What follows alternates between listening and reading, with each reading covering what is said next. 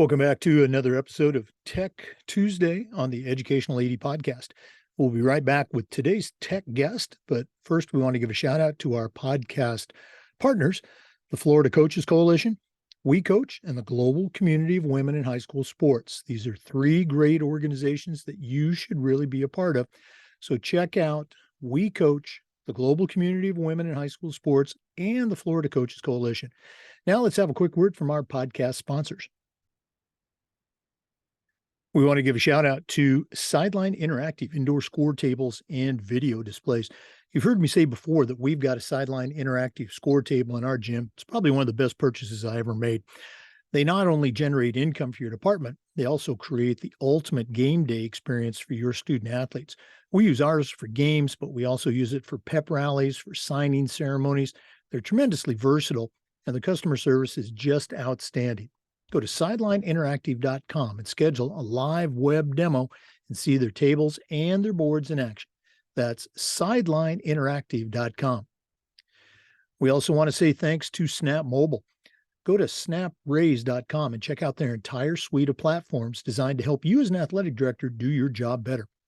Snap Store allows you to order custom spirit gear. Snap Connect is their family engagement platform. Snap Manage will help you design an entire website. And Snap Raise is their fundraising platform that's helped schools just like yours raise thousands and thousands of dollars. They even have a program where you can get your funding before you actually start your fundraiser. I don't think anybody else has that. Go to snapraise.com for more information. That's snapraise.com. We also want to say thank you to Gipper. Go to Gipper.com and see how athletic directors are creating world-class marketing content for their school's social media channels. You can do it in seconds on any device, and you don't need any design experience. Go to Gipper.com, tell them you heard about it on the podcast. Use our code ADPOD10, and you'll get 10% off. That's Gipper.com. Create custom content for your school's social media channel. We also want to say thank you to Huddle. Go to Huddle.com. Change the way you see the game. As a football coach, I used Huddle for years, but when I became an athletic director, I made sure our school was a Huddle school. And Huddle gave us the tools to help our teams, our coaches, and our athletes perform at the highest level. Huddle's a complete professional grade solution for the challenges you face with your teams. At Huddle, we believe in sports and teams believe in Huddle. Join the 6 million users and turn your school into a Huddle school. We also want to say thank you to Hometown Ticketing, the leading digital ticketing provider to schools and colleges. Go to hometownticketing.com. They're going to show you how to set up and sell tickets for all your events, not just games, but dances, your school plays and concerts, even graduation. They'll show you how to scan the attendees, collect your revenue, and every step of the way, you're going to have a dedicated client success manager that's providing hands-on support. That's every step of the way. Go to hometownticketing.com to get started. Hometown Ticketing, simple and easy online ticketing. We also want to thank our good friends at Wall of Fame. Go to vitalsignswalloffame.com if you're looking for a really cool way to display your school's record boards or your school's Hall of Fame. They're on a mission to bring your school's legacy to life. And if you go to vitalsignswalloffame.com, they're going to help you showcase your school's diverse history and your proudest moments. That's vitalsignswalloffame.com. We also want to thank Final Forms. Go to finalforms.com/Jake and find out all the ways that Final Forms can help you and your coaches and your parents. Final Forms can help everybody in your community with reminders about policies, about your physicals, all the forms that come when you have an athlete in the house. Final Forms can also help your coaches with things like attendance and communication. And for you as an athletic director, Final Forms can help with eligibility, with rosters, and all the reports that come across your desk. You know, it's time that you talk to someone who gets it, somebody who's walked in your shoes. To take those next steps, go to finalforms.com/Jake. finalforms.com/Jake to get started with Final Forms. And we want to say thanks to Athletic Surveys by LifeTrack for sponsoring the Athletic Director Toolbox segment of our regular podcast. Athletic surveys are a quick, easy, and affordable way for you to collect comprehensive data that allows you to evaluate and improve your entire athletic program. Athletic directors typically only hear from that 2%, that disgruntled student athlete or that squeaky wheel parent. And we need to hear from those 2%, but we also need to hear from the 98% that really love our program. And athletic surveys allows you to collect that data and share it with that squeaky wheel parent, and also share it with your boss, your school board, and other members of your community. It's a tremendously valuable tool. And if you've never taken the pulse of your student athletes or your parents, you're really missing out. Go to athleticsurveys.com or email them at info@athleticsurveys.com to get started. Let them help you take your athletic program from good to great. Hey, welcome back, everyone, to another segment of Tech Tuesday on the Educational AD Podcast. This is another NCAA research segment, but we've got a really cool guest, and she's going to tell you a little bit about herself and her project. We want to welcome Lauren MacKeigan to the podcast. Lauren is a research and teaching assistant at the University of Michigan. She's also worked with JP Morgan Chase. She's currently conducting a research project that she's going to go into, and she's asking for help from our listeners. So first of all, Lauren MacKeigan, welcome to the podcast. Yeah, thank you, Jake. So happy to be here. Glad this worked out. Well, you and I connected recently, and I thought you'd be a great guest for our Tech Tuesday segment, but let's go ahead and get a little background information. Share with our listeners where you were born, where you grew up, maybe take us up through those high school years, and then we'll take a quick break and find out what you're doing at the University of Michigan. But what's the Lauren MacKeigan story so far? Yeah, absolutely. So I'm from Grand Rapids, Michigan, west side of the state. All my family lives in Canada. I have two younger brothers that go to school in Canada. So me, my parents, brothers, we're all dual Canadian American citizens. Even though I stayed in state, I ended up being the most expensive kid for my parents because my brothers went back home for them, so it's a little bit cheaper there. So yeah, from Grand Rapids. I went to East Kentwood High School.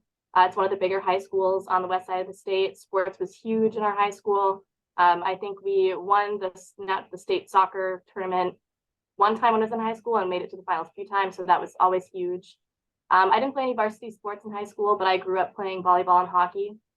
I recently started golfing. That was like a COVID thing. My parents have been trying to get me to do it for a long time between the business aspect and the scholarship aspect, but it took a global pandemic to get me into that. But now I love it. So huge golfer. Did not play any varsity sports in high school, but still very involved in the sports world. My dad works in the industry, and so I've had a little bit of exposure to the sports business side of things, just growing up through his job and experiencing some of the things that he does. That is not what I'll be doing upon graduation, even though that is something I'd like to get into down the road, maybe 5-10 years.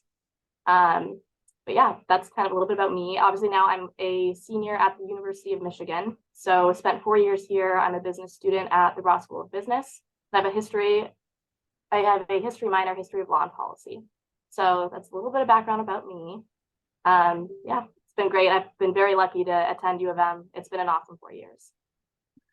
Let's go and talk a little bit about that U of M experience. I actually have been on that campus. I'm going to guess maybe about 10 years ago. Maybe it was not that long. It was Jim Harbaugh's very first high school football camp. I was fortunate enough to be one of the coaches. I think we had 1,200 kids there.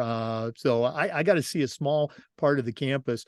What are some things that, now that you spent, 4+ years there, what are some things that stick out for you that make the University of Michigan special?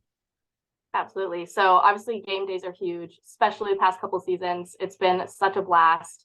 That's kind of put a nice little bow on my college tailgating career this past season. So that's been definitely a highlight. As far as things that I'm involved with on campus, so we have a undergraduate-led consulting group through the sport management program at the School of Kinesiology here, and I've been involved with that throughout all my 4 years of school. So I started as a new analyst. You do a semester of training to be put on a project. We've worked with groups like the NFL, the MLB, the Dolphins, the New York Islanders. We've done a lot of really cool consulting engagements with a lot of sport businesses, and I've been able to do that because of this sponsored student organization through the sport management program. So that's definitely been a highlight of my time here. I've gotten so much exposure to the sports business world through that. And it's definitely something that I can say I don't think I wouldn't have any parallel experience anywhere else other than at U of M. So that's taken up a lot of my time. I'm kind of retired from it now as a senior. My last term, I was on e-board, our executive board, for 2 years, and that just ended once the fall semester ended. So like I said, I feel like I'm retired from the club now, but that's been such a highlight and such a great thing that I've been involved with on campus, taking a lot of time. I also did BBA Council, which is the raw student government, for a couple of years. I've always been interested in that aspect of it too, and kind of the working with students and administration, getting things moving, making sure that student voices are represented. So I did that for a few years as well. And then, yeah, other than coursework, that pretty much sums up my experience. I'm finally getting into the IM sports life here. So I'm playing soccer and volleyball. I haven't done any sports in my time because I've been so busy. But now that I'm a part-time student as a senior, I've got time in my schedule. So that's been really fun too. I've been able to do a little bit more of the intramurals here. It sounds great. I want to talk a little bit more when we come back from our break about your sports management program experience. For our listeners, our guest today is Lauren MacKeigan. She's a research and teaching assistant at the University of Michigan. She's also conducting an NIL research project that you could have an opportunity to be a part of. We'll hear more about that and some more when we come back. This is the Educational AD Podcast. We want to say thanks to Sideline Interactive for their support of the podcast. You've heard me say before, we've got a Sideline Interactive indoor score table in our gym, and it's just fantastic. We use it for home games, of course, but we also use it for pep rallies, for signing ceremonies. It's tremendously versatile, and the customer service is just outstanding. Go to sidelineinteractive.com and schedule a live web demo. That's sidelineinteractive.com. We also want to say thanks to Snap Mobile. Go to snapraise.com and check out their entire suite of platforms designed to help you as an athletic director do your job better. Snap Store allows you to order custom gear for everybody in your program. Snap Manage will help you design an entire website. Snap Connect is their family engagement platform. And Snap Raise is their fundraising platform that we've used, and they've helped schools just like yours raise over $700 million. They even have a program where you can get your fundraising money before you actually start your fundraiser. Does anybody else offer that? Go to snapraise.com for more information. That's snapraise.com. We also want to say thanks to Gipper. Go to gipper.com and see how athletic directors are creating world-class marketing content for their school social media channels. You can do it in seconds on any device, and you don't need any design experience. It's so easy, even I can do it. Go to gipper.com, use our podcast code ADPOD10, and you'll get 10% off. That's gipper.com. Create custom content for your school's social media channel. Welcome back, everyone, to Tech Tuesday on the Educational AD Podcast. We're visiting today with Lauren MacKeigan, a research teaching assistant at the University of Michigan. Lauren, you were talking a little bit about your sport management program experience. Can you share a little bit more of some things that you did, or maybe some things that you learned from a leadership position that maybe led to your NIL project? Yeah, for sure. So like I said, I am a BBA major, so I'm in the business school, and sports management is a separate program than our business program here. But because of my involvement in the student org that I'm in, I've had a lot of exposure to the sport management community at the University of Michigan. So basically what that looked like for me was my freshman year, they have this festival thing where all these student orgs are out in the diag and they're advertising their clubs. They're trying to get people to join. And I just kind of stumbled upon this club out in the diag. Someone was yelling and like throwing flyers around, and I was like, oh, like sports consulting, like that sounds pretty cool. So got to know more about it. Some clubs on campus are open, some are closed. So we have a behavioral and a case round interview that applicants have to go through to be able to join the club. We normally get between 50 and 100 applicants a semester, and we take between 8 and 12 a semester. So it's a pretty competitive club to be in. But kind of like I was talking about earlier, the experiences that the club offers are top notch. You can't really get it anywhere else. So it was a little bit daunting as a freshman, like walking on campus the first couple of weeks and being like, oh my God, like this is like a full job interview to try to get into a student org. So it was a little bit intense, but definitely do not regret anything. And the way that we've also when I was on leaderboard, when I was on executive board, we tried to make the recruiting process a bit more equitable and welcoming, especially if you're a freshman coming right from high school on a campus and having this very intimidating process put in front of you can be a little bit daunting. And it might steer you away, especially as you're trying to get your grounding as a first-year student. So that was my freshman year experience, was at least walking on campus and having this kind of in front of me, but I seized it and I'm very glad that I did. So since then I did my first semester of training to be put on a project. The first project I was on my second semester freshman year was with Rossetti. They do building architecture. I could name a couple of their buildings. I'm not sure if you know them, but Van Andel Arena in Grand Rapids is one of theirs. Used to be the Corral Center. I think it's now Scotiabank Arena in Ottawa, Canada is also one of theirs. So they design, build stadiums and arenas. So that was my first project. I then became a project manager. And as a project manager, I oversaw a project with Elevate Sport Ventures, which is essentially kind of the real world version of what we do on campus. So their project specifically with us had 3 work streams. It was during COVID, major lockdown. We had all of our classes online at this time. So they wanted to know like what are going to be the COVID era partnerships that they could partner teams with that would make sense even outside of the pandemic. So that was one work stream. Sports betting was another big one because that was just starting to really be up and coming in most states. And they wanted to know what are the trends, what states are closer to legalizing it, and therefore what teams could we help make partnerships with in that sphere. And then the third stream was jersey patches in the NBA and the MLS.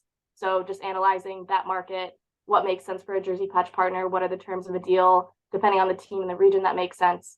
And so I kind of project managed with a co-PM, a group of 12 analysts to look into those different work streams. Outside of that, I then became our vice president of projects. So I oversaw 3 projects a semester for 2 semesters. That was when we had the Pistons, the New York Islanders, and a few other clients as well.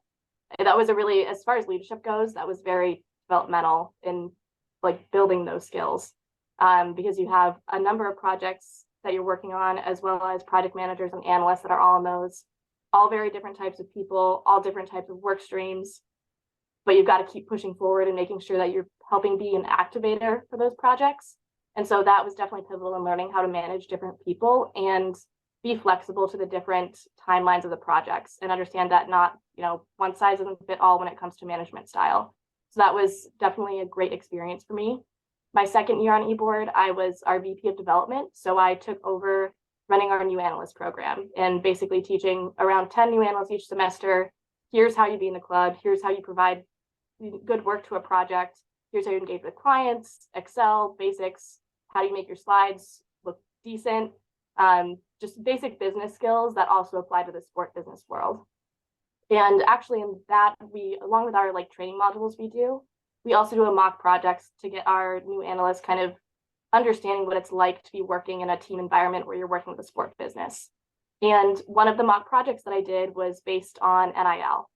So the mock statement of work that we had for them was basically to look into what are the trends in NIL. If you're working with a brand or a business, let's say like Wasserman, and they want to get involved in NIL, what's the right route that they could do that, given that there's already so many different players between, you have the individual athletes, you have schools, you have these third-party platforms like Influencer and Open Doors. How do you kind of get all of that under one bucket and start to make sense of it, especially as it's so new and so different? So obviously this was more recent, and NIL had been established for about a year when we started this project, but it'd been something that had been kind of on my mind for a while. The summer that NIL really opened up, 2021, I think July-ish, I was just working internship at an insurance agency. I think it was between my sophomore and my junior year, but I remember thinking after this big press release and they adopted their interim policy, I was like, wow, this is going to be a very interesting next couple of years as this kind of plays out. Especially between different divisions, different conferences, and state legislatures, all kind of trying to navigate the same thing with that oftentimes conflicting expectations or regulations. So that kind of like was in the back of my mind for a while. And now kind of segueing into this research that I do now, or that I am doing and hoping to, make something out of. So yes, everyone at the business school has to do a capstone. Typically, they're just one semester, and typically it's a class that you take that you'll get some type of real world experience working in a group. We have a fintech one, we have like tax accounting. It depends on the year, but there are options for people. I think out of the 600 or so people in my graduating class at the business school, there's 7 of us that decided to do a research thesis for our capstone. And I decided I knew that NIL was going to be interesting to me.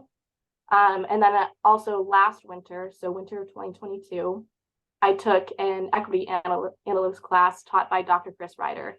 And when I first saw the title, I figured that meant financial equity, being in a business school and everything. I didn't really, that's just where my mind went. But this was a DEI equity analytics class. So it was brand new. I took it in its inaugural semester.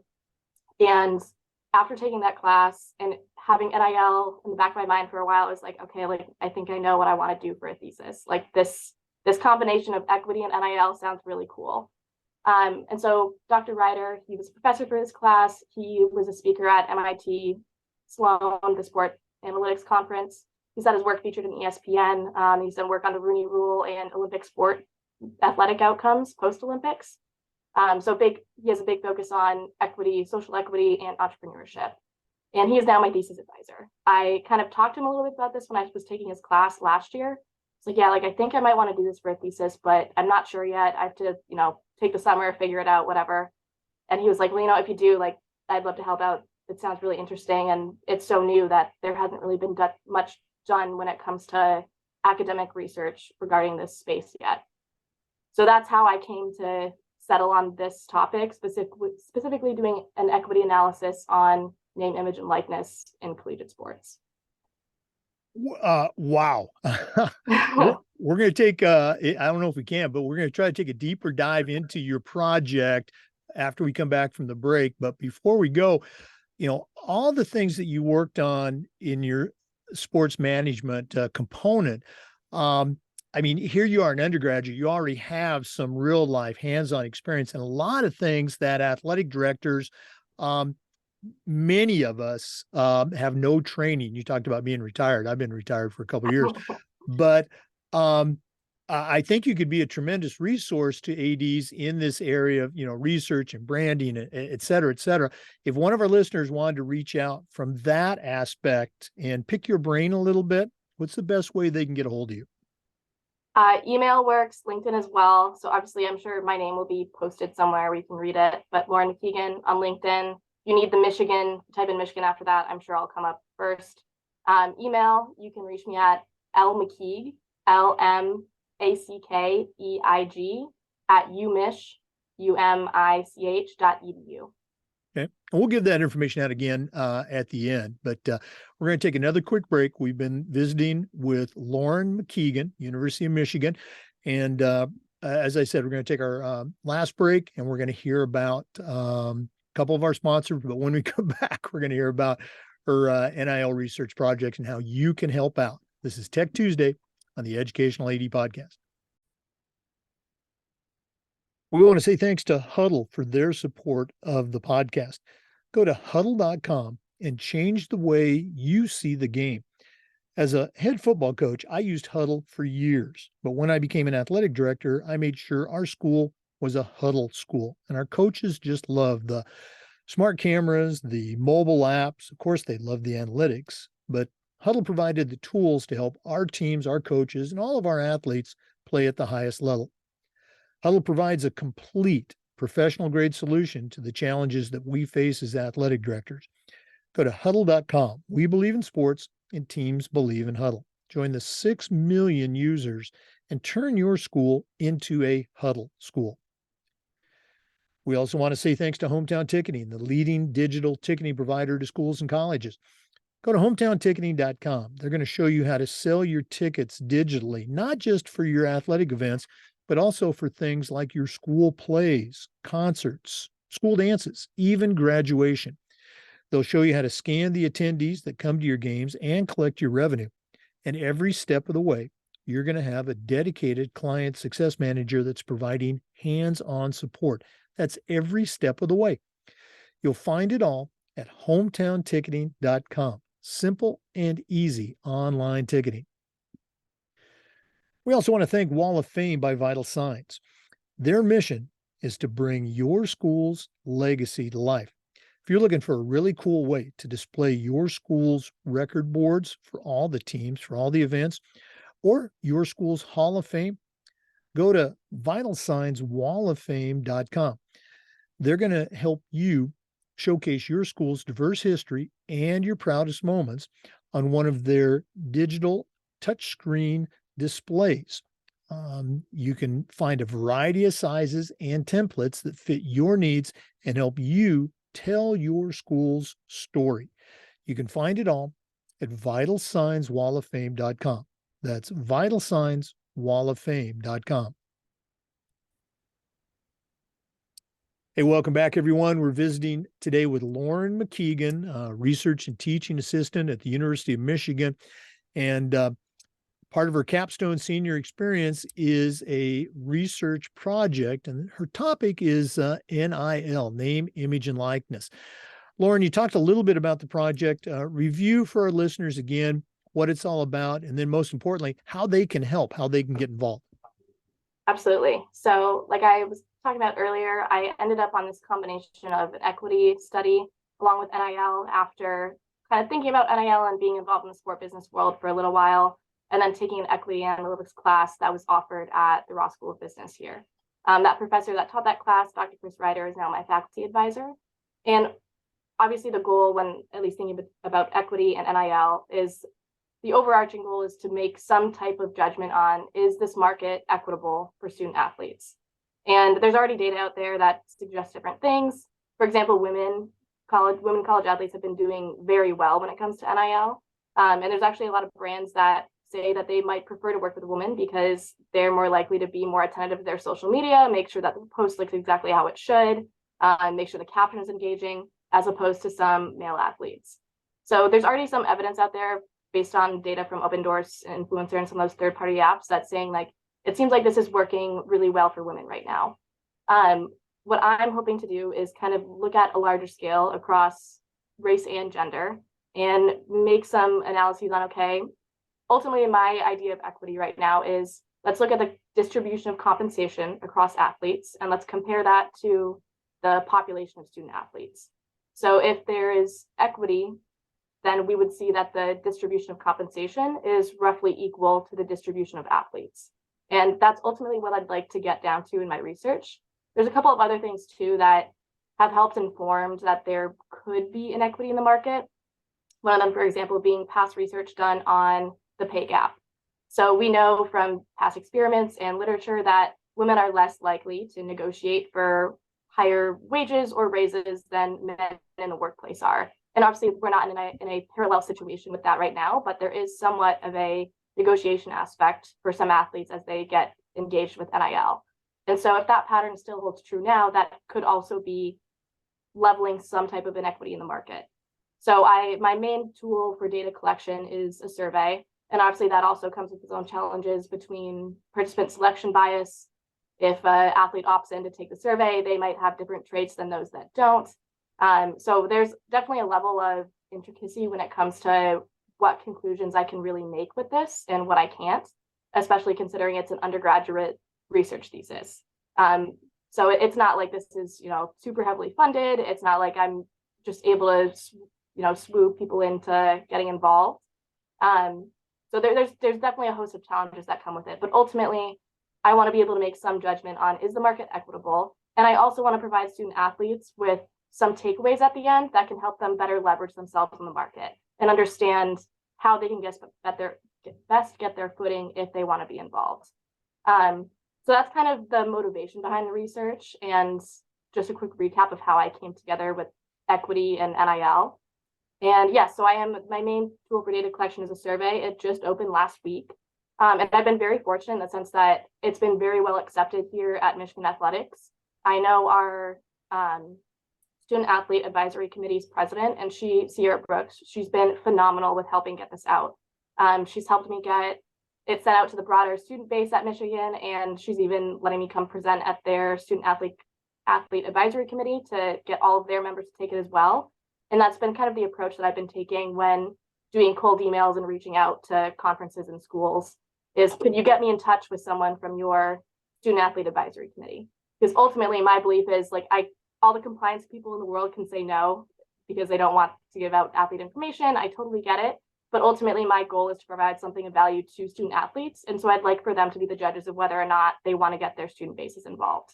So that's been my main tactic with reaching out. LinkedIn has also been awesome. That's gotten a lot of reach. I've been posting about it on LinkedIn, trying to get the survey out. But if there's any listeners who want to get involved, want to hear more, want their athletes to take the survey, I would be more than happy to help facilitate that. They can reach out to me by email, lmackkeig@umich.edu, lmackig@umich.edu. And I would be more than happy to provide the informed consent sheet, send them the link to the survey. I don't have a easily shareable link through this medium, especially because I'm trying to make sure that I'm not getting, spam responses from the internet or anything like that. So I have a link that has to be shared individually. But I would love to share that. You can also visit my LinkedIn. There's a post about it on there. I have a website for the research. Actually, let me see if I can pull up that website link really quick and I can share that. It's a little bit long.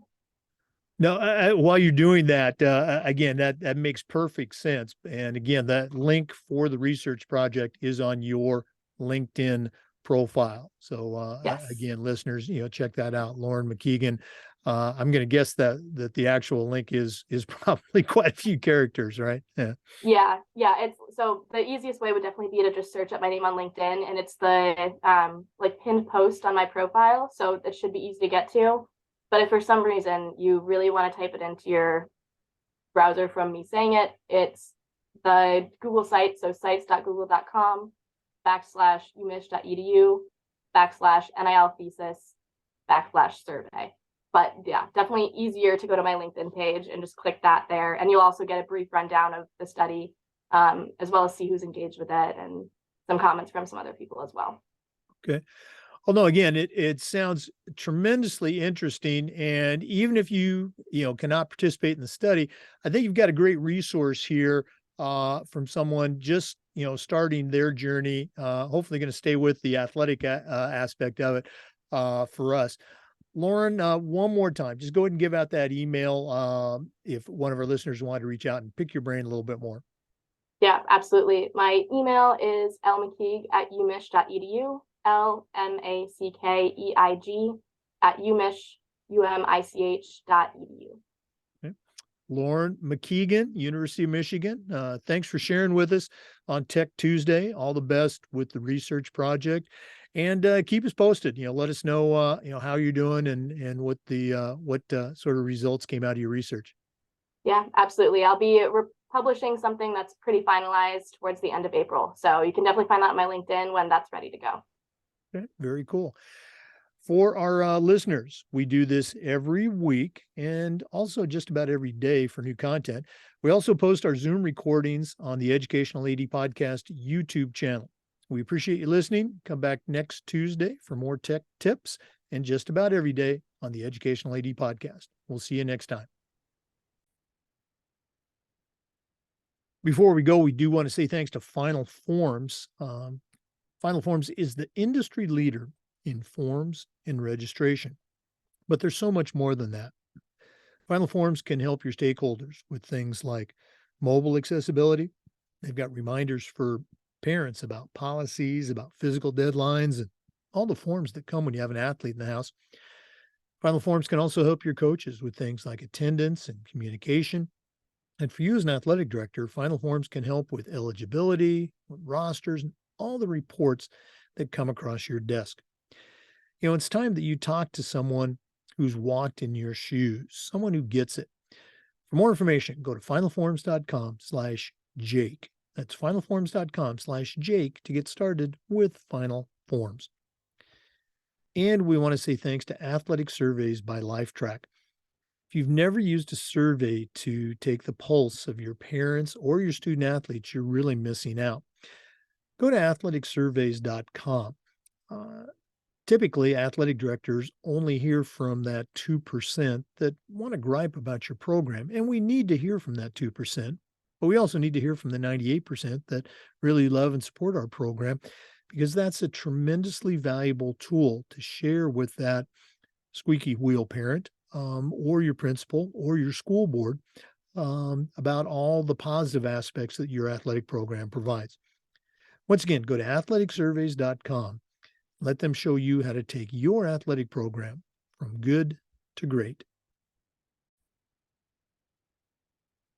One more time, thanks again for listening to this episode of Tech Tuesday on the Educational AD Podcast. Don't forget to check out our sponsors. We'll see you next time. Thanks for listening.